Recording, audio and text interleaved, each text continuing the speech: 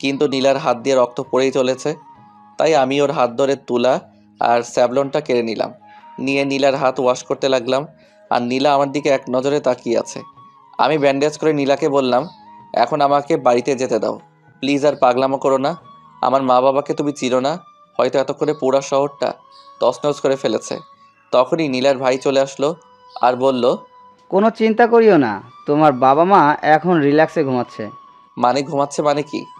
আসলে আমি তাদেরকে ম্যানেজ করে ফেলেছি। মানে তোমাকে যখন আমার বোন এখানে তুলে নিয়ে আসে, আমি তখন তোমাদের বাসায় যাই তোমার আর নীলার বিয়ের কথা বলতে। কিন্তু নীলা যে তোমাকে তুলে এখানে নিয়ে আসছে আমি তা জানি না। আমাকে ফোন দিয়ে বলে তোমাকে এখানে নিয়ে আসছে। আরও বলে তুমি নাকি অন্য একটা মেয়েকে ভালোবাসো। তখন নীলা একটা প্ল্যান করে। তোমার মাকে যেন আমি বলি তুমি নীলাকে আর আমাকে দুজন দুজনকে ভালোবাসো। আর নীলার আজ বিয়ে, তাই তুমি নীলাকে নিয়ে পালিয়েছো। আমিও নীলার কথাগুলো তোমার মাকে বলি।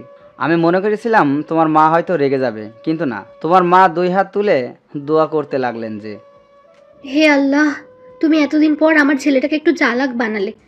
আল্লাহ আমার ছেলে আর আমার বৌমা যেন সহি সালামতে থাকে। তুমি আমার ছেলের বউ আর আমার ছেলেটাকে একটু দেখে রাখিও। আমিন। আমি তো তোমার মায়ের কথা শুনে অবাক। কি বলে তোমার মা?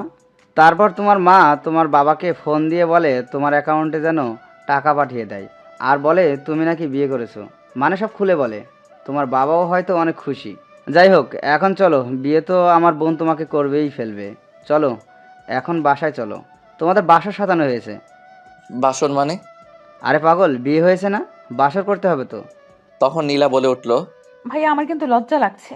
আমি নীলার দিকে তাকিয়ে দেখি নীলার মুখ লাল হয়ে গেছে লজ্জায়।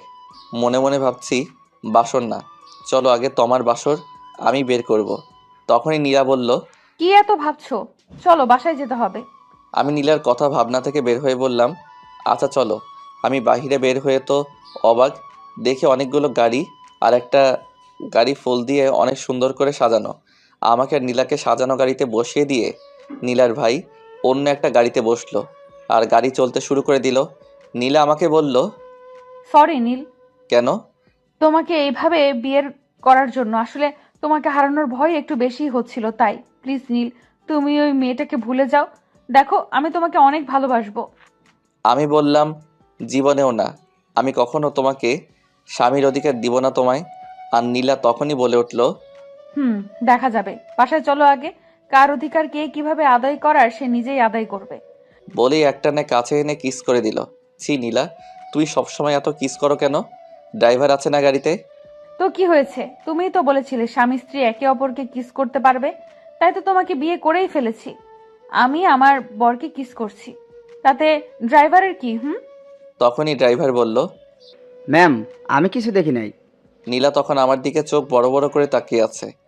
আমি বললাম, কি কিস করো এখন আমায়? করবে না? করো করো। মজা নিচ্ছ? আর একটু সময় পরে টের পাবা কিস কত প্রকার ও কি কি। বলেই আমার বুকে মাথা রাখলো। আমি সরাতে চাইলাম, বাট নীলা শক্ত করে জড়িয়ে ধরে আছে, তাই বৃথা চেষ্টা করলাম না সরানোর। আমার ভালোই লাগছিল যে নিজের বউকে জড়িয়ে ধরে আসি, কিন্তু প্রকাশ করিনি। আমি প্রায় ঘুমিয়েই পড়েছি নীলাকে জড়িয়ে ধরে। তখনই ড্রাইভার বলল। স্যার, ম্যাম, আমরা বাসায় চলে আসছি। আমি চোখ খুলে দেখি বিশাল একটা বাড়ি, কিন্তু অবাক হইনি, কারণ আমাদের বাড়িটাও অনেক বড়। নীলা নেমে গেল আর আমি বসেই আছি গাড়িতে। আমি গাড়ি থেকে নামছি দেখে নীলা আমার হাত ধরে টেনে নামালো আর টানতে টানতে বাড়ির ভিতরে নিয়ে গেল। ভিতরে নিয়ে গিয়ে ডিরেক্ট নীলার রুমে। ও মা, রুমে এসে দেখি রুম সাজানো, দেখে রাগও উঠলো। তাই নীলাকে বললাম, এসব কি? কেন দেখছো না বাসর ঘর? আচ্ছা দাঁড়াও। বলেই আলমারি খুলে একটা শেরওয়ানি আনলো আর বলল, এটা পরে নাও। হাতে ধরিয়ে দিয়ে আবার আলমারি খুলে একটা লাল শাড়ি বের করলো। আমি শেরওয়ানি হাতে নিয়েই দাঁড়িয়ে আছি, তখন বলল, পরবে না, দাঁড়াও। বলে বডিগার্ড বডিগার্ড বলে চিৎকার করা শুরু করলো। তখনই দুইজন লোক চলে আসলো আর নীলা তাদের বলল, তোমরা নীলকে সাজিয়ে দাও, আমি ভাবির কাছ থেকে শাড়ি পরে আসি। আমি এসে যেন দেখি নীলকে সাজানো হয়েছে। বলেই চলে গেলে এই মেয়ে সবসময় আমাকে মাইন্ডকার চিপায় ফেলে দিয়ে নাচতে নাচতে চলে যায়। তখনই বডিগার্ড একটা বলে উঠল, স্যার প্লিজ পড়ে নেন, না হলে আমরা কিন্তু জোর করে পড়িয়ে দেব। না আমি পরবো না, তোমরা যাও এখন এখান থেকে। সরি স্যার, পারবো না, ম্যামের অর্ডার আছে।